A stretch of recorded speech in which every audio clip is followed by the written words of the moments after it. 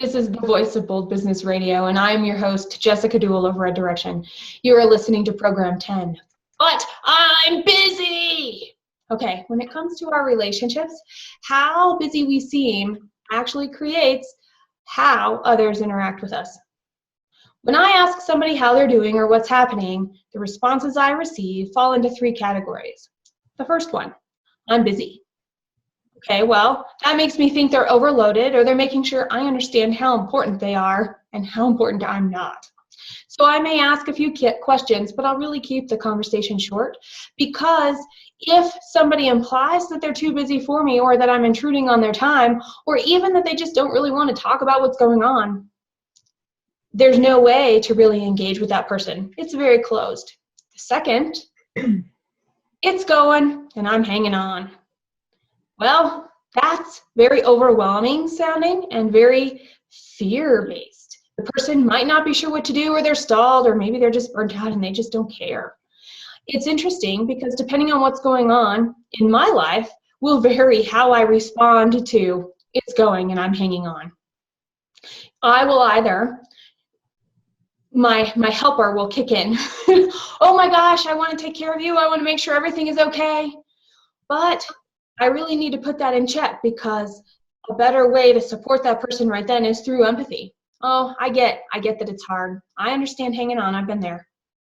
Well, and both of these two, the first two, I'm busy, it's going, and I'm hanging on. They're very different than this third type of response I get. And by the way, this is the rarest that I ever hear. Here's what I did. That makes me excited when somebody is ready to tell me what they're working on and what's impactful in their life and who they're working with. That's exciting for me. I want to celebrate with them. I get excited. I want to do a happy dance. It's energizing for them. They're energizing me. My energy is going to re-energize them. It's an amazing place to catch some momentum. So celebrating that success, understanding the obstacles might be in the way, with all of that energy, there's a little bit of brainstorming that can happen. And we have the opportunity to help each other and maybe impact each other's lives, even though our journeys might be very different from just that small change of answering, how's it going? So do a quick check-in with yourself. What was your gut reaction when somebody says, I'm busy? Or it's going and I'm hanging on? Or here's what's going on. Do you think they were productive or not? Do you think they see the value of their effort or not? That's what today's Pro Panel question will explore. You're listening to Program 10, but I'm busy. And we'll be right back. Welcome to the Voice of Bold Business, the show that provides everything smart leaders need to evaluate situations, build relationships, and create solutions. Jessica Duell candidly talks about the skills necessary to build tenacity and do more with less. And now, here's Jessica. Okay, today on this show, we have three amazing pro panelists: Cynthia Bazin, Carmen Rojas, and Joelle Dawson. Tell me what's going on in your world. I'm busy. I want Jessica to be my friend, so I'm driving. I'm telling you what I'm doing. That's important. I'm driving. Oh, that's awesome. Those are the short answers, everybody. So I want to know, tell me what you guys think. What's the difference between busy work and the heavy lifting work? All right, I'll jump in. Again, Cynthia Bazin, so great to be here with you, Jessica, Joelle, and Carmen. So I didn't know where this conversation was going before jumping on. So my definition of hard, heavy lifting versus busy work is the following. The hard lifting work is the stuff that you must do in business. And I think the busy work is stuff that necessarily you may not need to do. Really, the heavy lifting stuff, as far as being a business owner, to me, is building those relationships, doing those calls, building trust and loyalty with people that you know and people that you want to get to know. The stuff that really steps into your brilliance, the stuff that you really need to do as a business owner. And to me, the busy work is stuff that I learned that, you know what, I needed to release control of. So some of the stuff like the paperwork, the business owner, when you first start off, I was handling absolutely everything. I was handling all my receipts, the tax forms, everything and that sort of thing. So to me, that falls into the busy category. Some of the marketing, things that, you know, is not direct phone calls, that sort of thing. Can you delegate that out to other people? Sometimes just different types of branding things that you're doing. Is it really converting you, or is it just building awareness? So sometimes those things that you think that are being helpful for your business are really just busy things that you need to take a check. So that's kind of a short answer. I would echo that. I think for a business owner, those are absolutely the things that would be considered heavy lifting. But I've also had to learn to extend that into my personal life as well. That there are things that are busy work as a mom and as a military spouse. I love to sit up all night and watch Scandal and chit chat with my girlfriends, but that doesn't help my family advance. That doesn't meet our family goals. It doesn't meet my business goals. And so, yeah, I do it sometimes because it is part of, you know, my self-care routine to have, you know, my guilty pleasure moments on watching TV. But I have to put that in perspective. And at times it can get in the way of other things that are more important. There's the analogy that they use with the big rocks and the little grains of sand and what you're trying to put into your glass. My business is certainly a very, very big rock in my glass, but understanding what are some smaller pieces of my life that are also important and making sure that they are in the proper priority. So I echo but extend her definition into your personal life as well. I would have to triple echo. I would have to echo what Carmen said, then echo what Cynthia said. But the first thing that I do want to mention is me being from South Louisiana, that's almost like a greeting to certain things. I know men do this all the time. They'll say, hey, you know, oh, y'all busy, huh? It's like, well, it's almost like, I don't want to say maybe a status symbol or something, but that's a conversation that always comes up. I don't care what industry, you know, someone's going to say, so y'all busy? Or so you, at that point, you start telling them, yeah, you know, we're doing this, we're doing that, we're doing it. And sometimes I'll just to mess around, I'll say, I'm doing nothing. They're like, nothing. You know, because they equate that to, I guess, how much money you're making. I don't really know why, but if for some reason, that's just something that always comes up. But my definition of the difference between busy work and heavy lifting is exactly what they said. And I've been guilty of this before. I would spend all day basically doing nothing. I got to do this, shuffling papers around, and you can waste your whole day, your whole entire day doing absolutely nothing, but you're busy. Mm-hmm. The heavy lifting is where you're actually getting hands-on and you're doing the things that matter. You know, as Carmen said, it's the big rocks. So the things that you personally do that affects your paycheck, that's the best way I can explain it. Let's put some money in that bank account, and you may have to do some heavy lifting. A lot of times, if I'm being involved in another project, and I'm not even talking about business here, sometimes I do consulting work, and I'll tell them, okay, I'm not going to do the heavy lifting on this. And that's one of my favorite things, especially if I'm going to be doing it for free. I'm not going to do the heavy lifting, which means I'm not going to take charge. I'm not going to be the one to do all of the day-to-day, the hands-on things. So that's two totally different things. I am loving all of this. You should see my notes. I have 2 colors of ink here and some things circled because this outlines the whole rest of our conversation. And each of you have said things we're going to go back to. Last time you did that, you showed me a picture of a smiley face. It wasn't notes. It was like, yeah, it was. It was. Let's start with conversion versus building awareness in our business.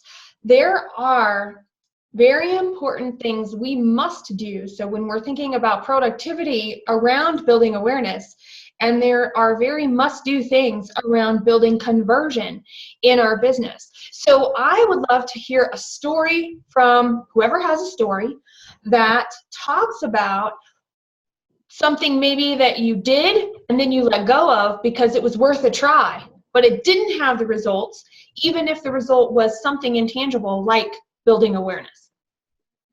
I'll start off because something comes right to mind to me. And, you know, it was just a great learning experience that it was a friend of mine that was in marketing, and I'm obviously a laser-focused mentor and I'm a motivational speaker, is that we had a great idea that, hey, listen, we should do a collaboration on Blab.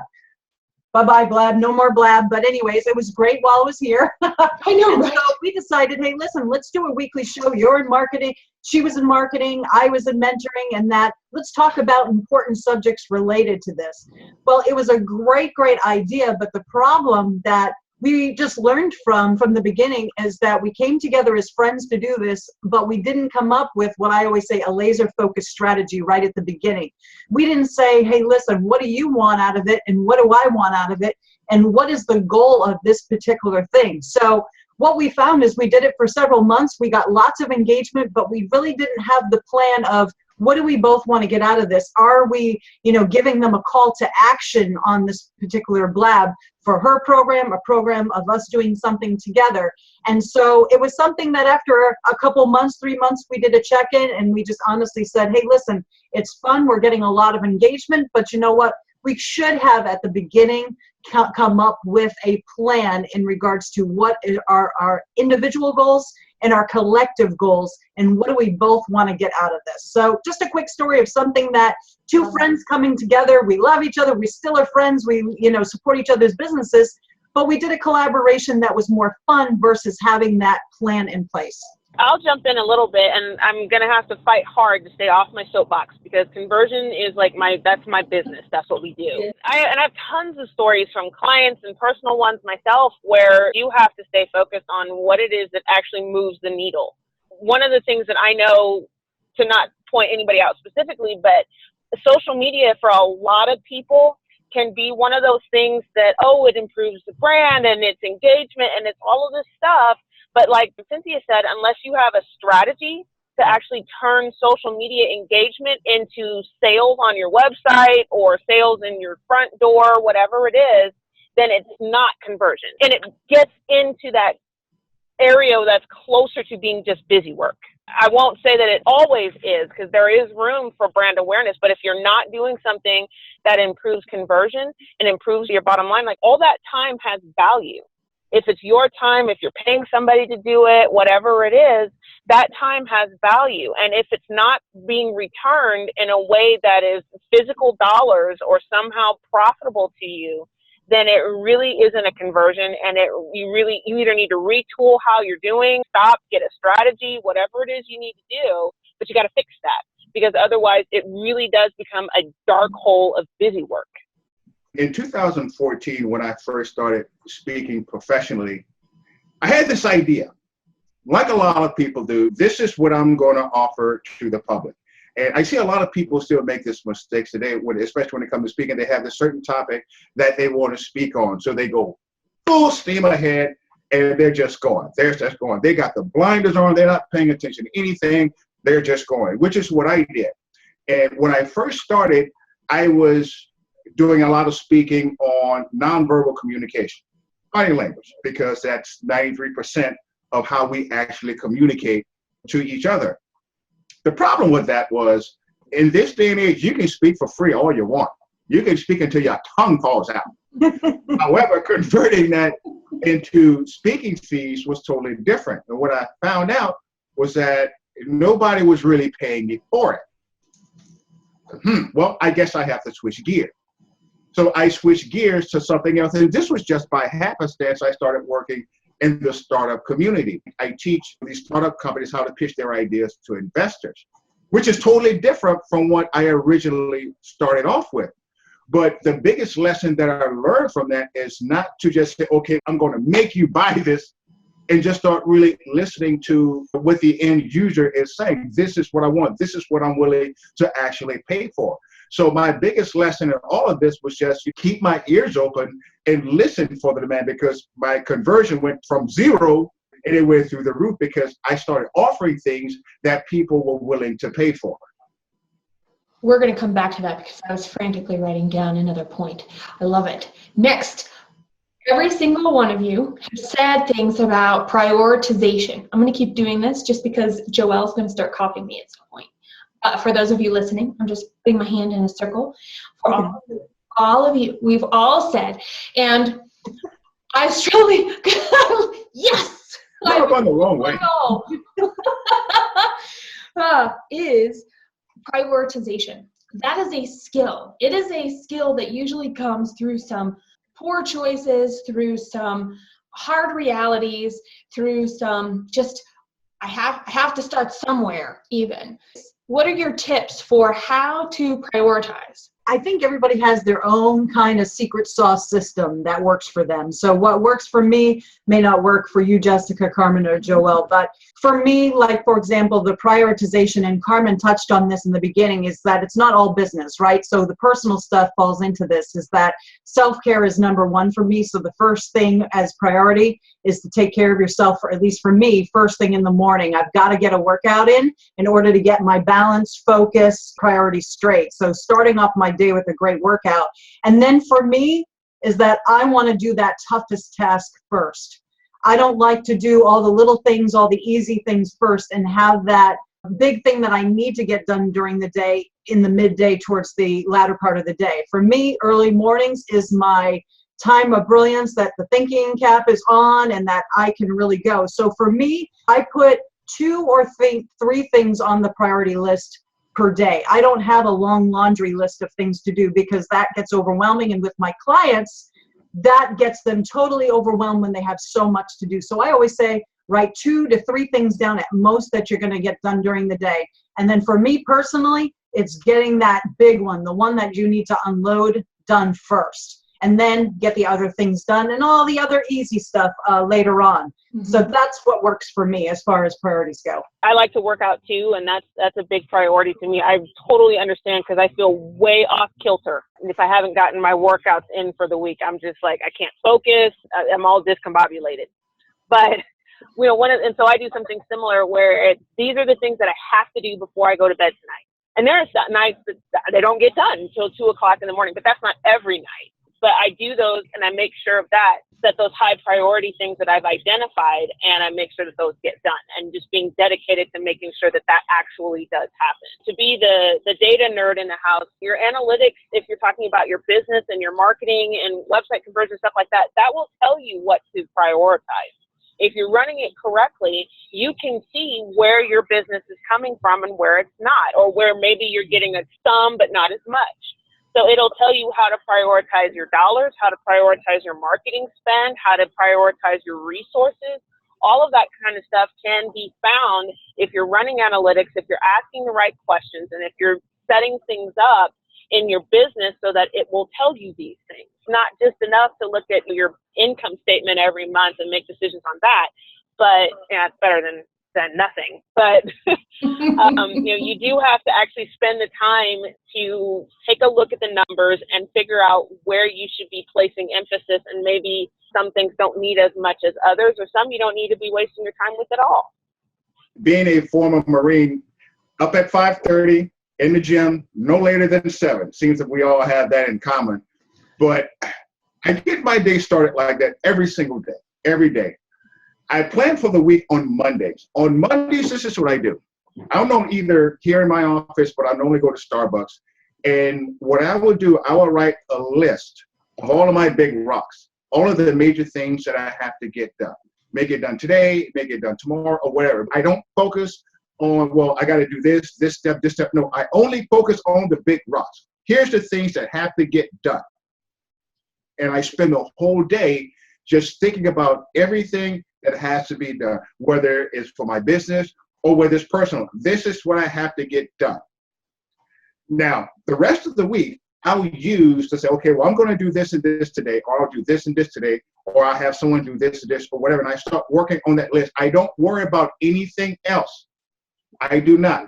I will not get sidetracked. Now, if there's something I need to add to that list, only because I don't want to forget it, I'll add it on that list, but not necessarily to get it done this week, because I didn't add it on Monday. If something comes up, well, it just depends on the severity of it. Now, here's the thing.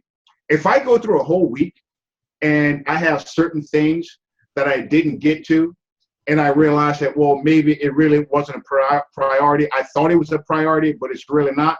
I'll take it off of that list. I cannot stand to have a to-do list with things that's been on it this week, next week. Obviously, it's not that important. So I'll take it off. So the only thing that I focus on are the big rocks, the things that have to get done at the moment. When I get to the point to where I don't have any big rocks anymore, which is not that often. But if I get to the point where I don't have any big rocks, any major projects that I'm working on right now, I'll take a look at some of the other little projects, but I don't necessarily do them. I'll write them down on the list just to keep them in mind, but those are the things that I'll normally contract out or have someone else do. But at that time, that frees me I only like to focus on the big rocks, big projects, but that gives me the opportunity to look for other projects. I don't like to get bogged down in the details, but as far as how I prioritize things, Monday is my day. Monday is my day where I take a look at all the things that are really, really important. As I say, whether it be business or in my personal life, that's when I write down and I plan my week that way. And I'm going to add a third to this because I heard a lot about some structure. Everybody has this thing that they do, whether it's a day or a week. I heard some things about behavior, the things that make the list or that are at top of mind are the things that get the attention. And here's what I like about those, and I'm going to add to this, and I also have a date associated with them. I have things I want to do, but I just have this vision of what it looks like at the end. I don't know what the actual tasks are per se that I'm going to plan to do to get me toward my goal before I start. I know what the end goal is, and I know the due date that I have assigned myself. And then when I'm waking up in the morning, depending on my energy level, depending on my excitement around the subject, depending on maybe something that was inspiring to me throughout the day, I will take action to move me toward the goal. And I actually filter my actions. What do I want to do? And I will choose the things that move me toward that end goal. And unlike the rest of you guys, I used to exercise in the morning, and I recently came up with this other thing. About 2 o'clock in the afternoon, 1:30 to 2 o'clock, I want to take a nap. I have no energy. My energy is gone. And so I've decided, and I just started this, I don't have an outcome yet, to work out in the middle of the afternoon. So as soon as that tired part hits and I have no more energy, I'm going to go try and rejuvenate a little bit. Okay, I'm out of juice. What can I do? Move my body to try and get some physical energy going, which moves all kinds of other energy, which will hopefully turn my brain back on and help me make it until bedtime. And depending on how tired I am, I might take a power nap first. It all depends. So it's kind of neat when we think about self-care that maybe the self-care might occur at a different time, because I grew up with, for the last several years I've practiced, I will wake up as early as it takes to make sure I get a workout in.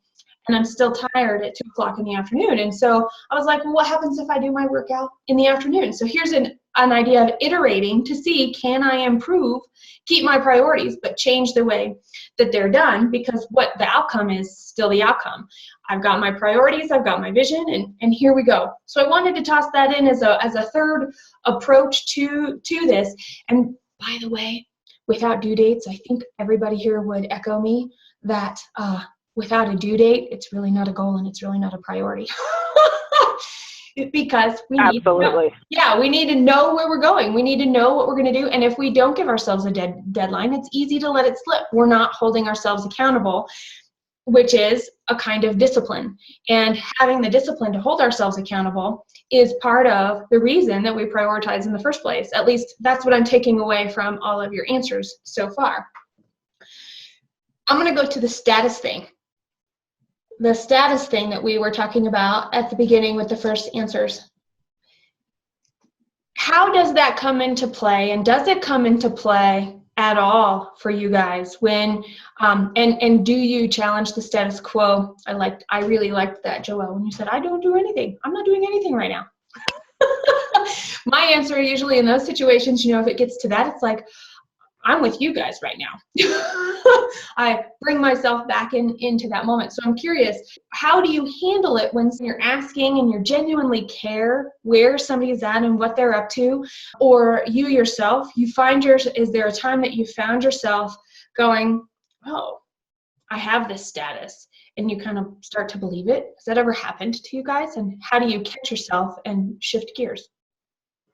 We're talking about status, and people normally ask that question. A long time ago, when I used to work in the oil and gas industry, that's what they do. I know that question's coming. They technically knew I was busy because I was never there. I was always gone. That's a good thing. When you work in the oil and gas industry, you're normally gone for 2 weeks, a month out in the Gulf of Mexico, then you come back for 2 weeks. Well, if they don't see me for a couple of months, they kind of knew that. But I hated it. They don't want to know about me. They just wanted to know, are you working? That's what they're basically saying. Are you working? Are you making money? And I was like, no, I'm here. But the thing is, they would say, well, when are you going back to work? I'm like, I just got here. But, you know, it's one of these things that they use that as a way to attack some type of status to you or take it away from you. Now, if you go back a couple of years ago, you know, Jessica, you know my story. When I was homeless, nobody asked me that. Right. They didn't ask me that, so I didn't have any status.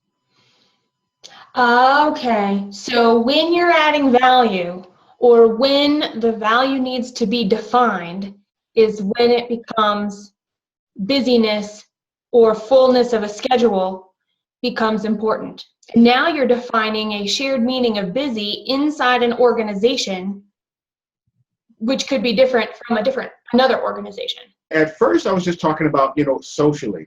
Mm-hmm. Now, I'm really busy doing things. You know, this is not a status symbol. You know, I have to work by a calendar every single day because I like to keep my life predictable. I don't like surprises. I don't like going all off in the tall grass, you know, and getting, you know, sidetracked by anything.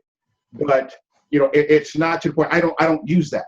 You know, I don't use that to try to portray myself as something that I'm not. I'm just naturally busy because I want to be, you know, not because of some type of what other people think about me. Anybody else want to weigh in there?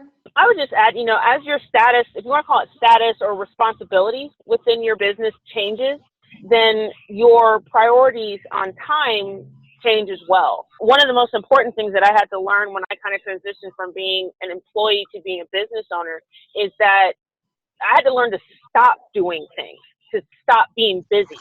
That there were some things that I just needed to take my hands off of and just let it go. Stop messing with it. I learned to write much shorter emails, for example. You know, I learned to do things that just, you know, I said what I needed to say and then I just stopped. And I think that as you gain status within companies, that's an important skill to learn too. And how to stop working or stop a task, say that's all I need to say, I'm done. Or this task is, that's all I needed to add to it and I'm done. I think as an employee, we tend to kind of get in the mindset of trying to keep my job and trying to keep my status. And well, I'm a business owner, so the business doesn't close unless I do. Mm-hmm. So right. I don't need to constantly be on that hamster wheel all the time, and that I can actually stop and do other things, status or responsibility, or just because I can. That's how I've had to approach things. And I think any system that has to run constantly in order to make its goal is a highly inefficient system, because systems go down. That's just an inevitable. So if the only way that you're ever going to get to your goal is if you constantly are grinding 24/7, it's going to be really hard to get there. And so being able to stop every now and then is a really important skill. Other favorite words of mine have started to appear in this conversation: efficiency, letting go, responsibility. Well, let's talk about owning it. You know, we started out, what's the difference between heavy lifting work and busy work? And sometimes there's a misunderstanding between like a thinking time, which has no direct output immediately, and sales calls, which have a direct output immediately. And both are equally important. And that's where the prioritization piece and how we look at the day in our whole lives and as a leader in our organization or the leader of our organization, we're looking at and owning, here are the things that have to get done for a whole lot of other people. And as soon as we delegate, as soon as we're delegating, we are developing somebody else. It doesn't matter if they're a contractor. It doesn't matter if they're an employee. It doesn't matter if they're an intern. What matters is they're a person that's taking on a role for some reason, some way, somehow within our organization. And we've officially become, and I use this term and I'm cheeky about it, we're the line leader. We are the leader of the line. And if we're developing the people that are around us, if we've got our open communication, if everybody understands why they're doing what they're doing and how it fits to the end goal of delivering the product to the end customer, everybody feels like they're adding to and fulfilling their role in this space. And that comes down to responsibility. So I would be curious, both at life and at work, whatever situation comes to mind first, how do you guys model responsibility? For me, and how I interpret that question is you just have to walk the walk. As far as every day I'm preaching about giving yourself white space time as business owners, right? That it is as important as doing those calls to be able to have space in order to think about your business, dream about your business, take a look to see what's working and not working. And so if I'm just busy and being so strapped with calls and not having any time for myself, people can see that in me. So for me, modeling it is walking the walk. So every single day, for example, as far as priorities go, is that I leave that last hour of the day to do a check-in as far as what's working, what's not working. And I actually plan my day for the next day the night before. So before I shut it down, which is another thing of walking the walk, not being available 24 hours a day, setting a time to shut it down, is that I get my day set up before the end of the day, have it ready for the next day. So I think just to answer that question in my own way, I would say that people see if you're walking the walk. They can see whether you're just talking a bunch of stuff or you're actually modeling what you're talking about. So that's what I think. Cool. I think one thing that we do a good job of, and I hope that as a leader I do a good job of this as well, is to model accountability as well.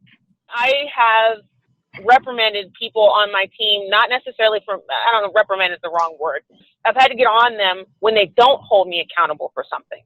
Mm-hmm. You know, I'm more bothered by people that say, you know, Carmen, you said that this would be ready by this time and it's not. And if they don't call me out on that, I more fuss at them for that than other things. I need them to hold me accountable, and in turn, I hold them accountable.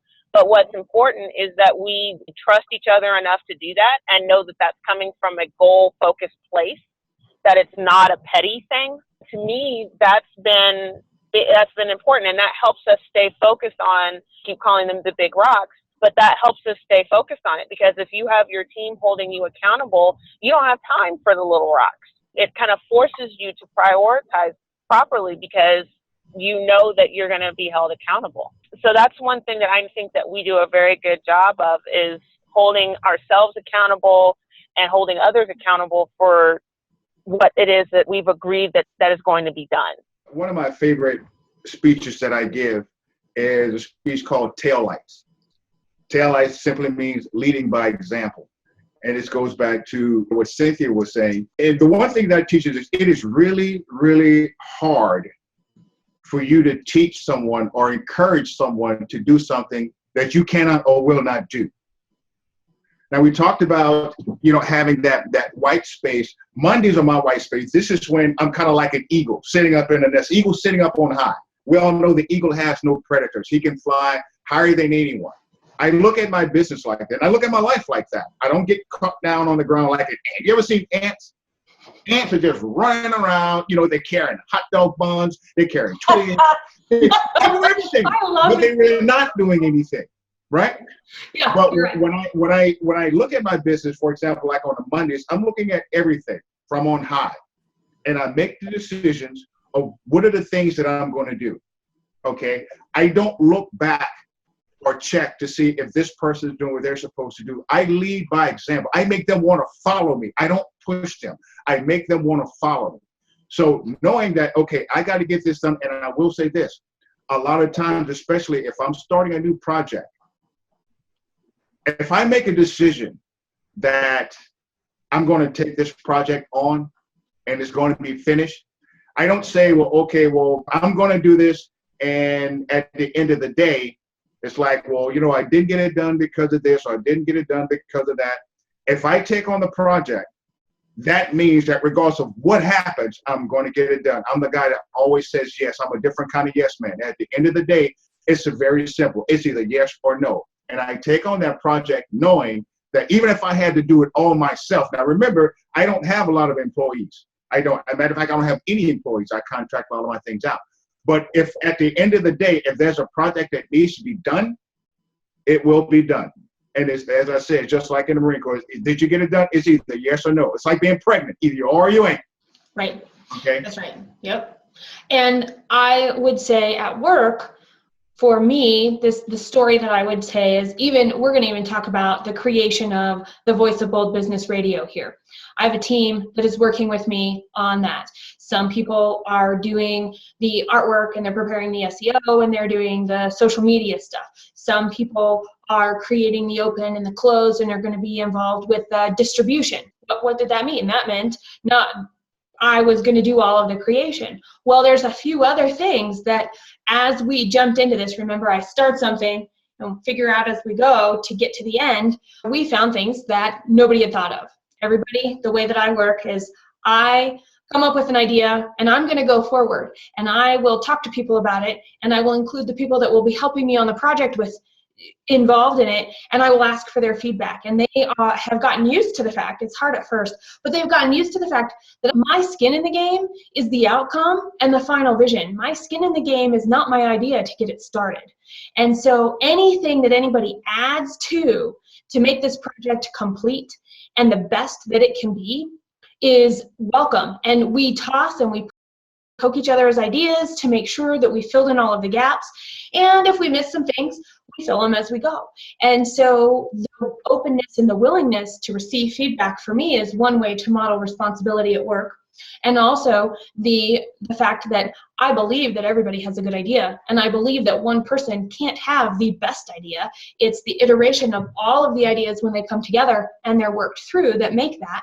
And my team feels really good about that. Another example, more socially, would be I could put on events, right? I have speaking engagements. I have people come together in a room and we're putting the events together.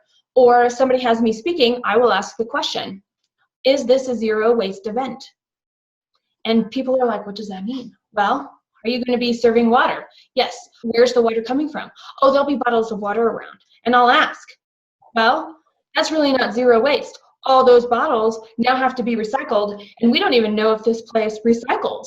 Can we have filtered water out of pitchers and glasses instead? And they think about it and they're like, what a small, easy thing to do.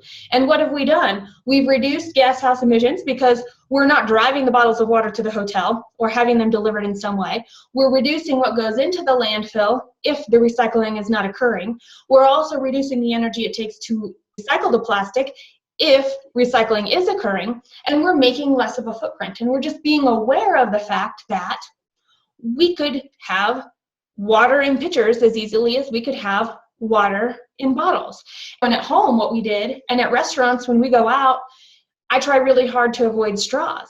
There are more straws that go into the landfill because they're not recyclable and not compostable unless you seek them out, that they're just filling up and making trash. And if we just stopped using straws, we could reduce the amount that we're filling up our landfills, and we could reduce the amount of space that our trash is taking up on this planet. And so those are just kind of two things also that I'm going to ask the question when it presents itself and not be judgmental of the answer. Sometimes I can't get a zero waste event, but at least I know because I asked. And that hopefully will plant the seed that those might be possible. And somebody else could take that and make an impact, because it's through all of us coming together and at least making an effort to show up and do what we're going to say we're going to do all the way to the end, I think is where I'm going with this. All the way to the end. What do you guys think about that? You rock. I love it. And it's hard. I have to tell you, I don't succeed all the time. For some reason, I don't know why this bothers me, but I'll show you. Oh, I'm excited. Like this. Uh-oh. I have 2 boxes of paper that I used for my printer on one side. I can't throw away a piece of paper if I've only written on it on one side. For some reason, I can't do that. It just, to me, it's a waste. It's a pet peeve of mine, but that's just something that I do. You know, a lot of times I used to go to my client's house, I'm printing out an insurance contract, like, well, that's not my name. I was like, oh, no, yours is on the other side. It's like, well, why is it on the other side? I never say that, but I just can't do it. I had a funny story for Joelle with using both sides of the paper. I once, when in my employee life, I was working for an advertisement agency, and the agency was owned by a group that also had a magazine, and we had a shared graphic arts department. So one of our major clients was a credit union, And it was our habit too to use the other side of the paper to do things. And so I can't remember what it was. I think it was like a meeting agenda or something. And the meeting was outside of the office. And so those of us that were involved in that account got all our stuff together and went, and we're sitting there in the boardroom of this credit union. And one of the vice presidents flips the paper over. And it was like a bicycle ad with like a scantily clad chick on it. I mean, it was just like, oh. So yeah, you got to be careful. Yes. Oh, that is funny. Yeah, you got to be careful about what's on the other side of the paper. That actually, in a really weird way, ties into our last question that I'm going to ask today around this topic, and that is, how do you release control? So, Carmen, you already released control and ended up in an awkward situation by using two sides of paper. But I'm curious, and just in terms of day-to-day tasks, delegation, what one or two tips do you have for us to be able to recognize that there is control that can be handed to somebody else? One of the most important things that I've had to learn how to do is learn how to laugh at stuff. That kind of thing happens. I had to do a presentation for the medical county for Duval County Medical Society. And we had handout that we were doing, and one of the big words on it was the word assess, because we wanted them to assess patients and do this other stuff. And I don't know how I missed it, but one of the artists that did that design left out one of the S's. And so assess became something completely different. Let's just leave it at that. Oh. And so literally, like, there I am in the middle of this thing, and the guy that, we had massaged this relationship to get in here and present this thing, and the guy just looks at me and he says the other word, of course. And I'm like, oh my God. And I wanted to melt into the floor, but like literally you just can't. And so I just finally had like just a get it together moment with myself and said, you know what? That's what it says. I don't have any other choice but to pass these papers around and just make a joke out of it and keep it moving and not dwell on it. And maybe if I don't make a big deal out of it, they won't make a big deal out of it either. And it'll be all a joke that we can all laugh at, and then we'll move on and be all right. And that's basically what happened. They all laughed and were just like, oh my gosh, I can't believe how many times I've seen that typo, it's all right. Ended up being water under the bridge. And it was just a funny joke that came out later in other conversations. And I think that's an example, but that's something that we have to do, is just understand that you can't control everything. Mistakes are going to happen. Stuff is going to happen. And we just had a hurricane come through here. I can't tell you, we're still off schedule because we can't control weather. We can't control when kids get sick. We can't control, I'm a military spouse. I have no control. You just have to roll with that. And you just have to be willing to kind of let it work out the way it's supposed to. And if things are going to work out the way they're going to, then the odds of that specific detail moment being the thing that makes or breaks your long-term plan are probably kind of slim. So enjoy the moment, laugh it off when it doesn't go right, and just keep moving forward. And I think that's one of the biggest things. Again, I used to be that type of person years and years ago. It's a long time ago that, wanted to control everything because of who could do it better than I could do it. But I've way past that, and teaching my clients is that typically those that have that problem of releasing control, I usually just ask the question, how's that working for you? What are the results? Are you getting the results that you want? And they're like, no, but I can't release. They have that conflict that they don't want to release the control, but they are not getting the results that they want. So some of the tips that I do with them is, first of all, asking that question, why are you coming to me? How's that working for you, by keeping all of that control? And so for them to kind of be able to move past that a little bit, and how I was able to do it is baby steps. You know what I mean? Is that don't try to do everything all at once. So once people see releasing a little something off their plate, and not just giving it away, maybe giving it and also doing a check-in, right? You don't have to totally give up control. You can oversee, obviously, as a leader or the head of your business.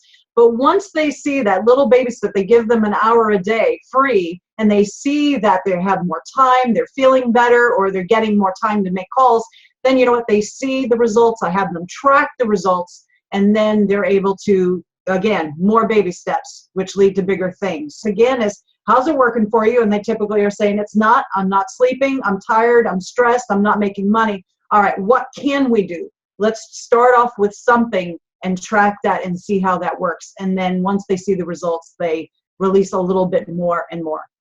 In the beginning, that was a real challenge for me. It really was, because I knew how things, I now sound like them. I know how things are supposed to be. You're not doing it that way. Mm-hmm. But when it comes to helping businesses become more efficient and being able to increase their bottom line as well as give them more time, the one thing that we always have to address is that business efficient? And I was just having a conversation with a client about this 2 days ago, and the conversation got kind of, heated. And I said, because, this was the person that had their talents in everything. And what happens in a case like that is the business owner is now owned by the business. It's just like having a job, but worse. That business has basically consumed them. And that's because, they have their fingers in everything, in every little thing. And what happens is that causes that business to plateau. It causes it to plateau because now you don't have any time to do anything else.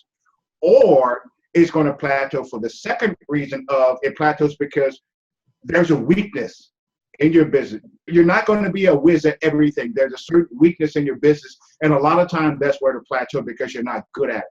So either they'll put it off or they'll struggle with trying to do it and they're not good at it. If you ever seen the old movie Star Wars, what does Obi-Wan Kenobi tell him? Let go, Luke. Let go.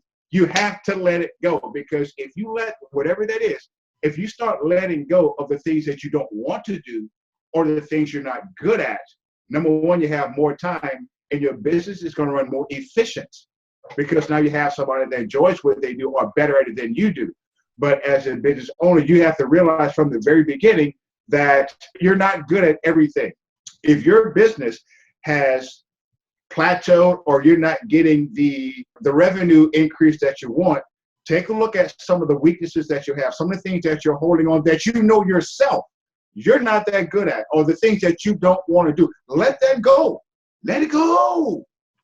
And let someone else do it. And look at the free time you have. You struggling with this, whatever it is it worth you having free time to do the things that you enjoy? Weigh those two. That's what I would tell you. Summing up this whole conversation, do I do it? Do I not? Am I busy? Am I productive? Does this help my life and my life vision? Does this just fill up my time? Does this help me with my work? Am I just getting the job done instead of having fun at what I started to do today? Those are the types of opposites that have come up in different ways throughout our conversation today. And I have to tell you, starting out with the question, what's the difference between busy work and heavy lifting work, which took us to conversions and brand awareness and the impact and the importance of each at different times, to prioritizing how to do it, what it looks like for each of our panelists, the fact that it might even have a status thing sometimes, and then, where's my fourth one? Here it is. It's an orange. That modeling responsibility is just as important as being responsible. And we ended with tips to release control, because in the end, it's all about somebody else's perception of us. So if our goal is to deepen a relationship, how we show up for that interaction, and then if our goal is to accomplish something with a project, what are we trying to accomplish? And then put our intention toward that. The words we use and the meaning that we share is going to make it on one extreme or the other. And so what our panel today on the Voice of Bold Business Radio, Program 10, but I'm busy, really covered is things that we can look for and look out for so that we can be intentional and show up to get what we want and to show up to help others get what they want and have Winfinity. Thanks for joining us. All of the program notes, again, will be at the Voice of Bold Business, Program 10, but I'm busy. Subscribe at thevoiceofboldbusiness.com and get more information, program notes, and past episodes. Bold leaders approach each situation and focus on action to achieve a higher level of leadership. Jessica Duell, your business advocate, is the host of the Voice of Bold Business Radio. Thank you for joining us.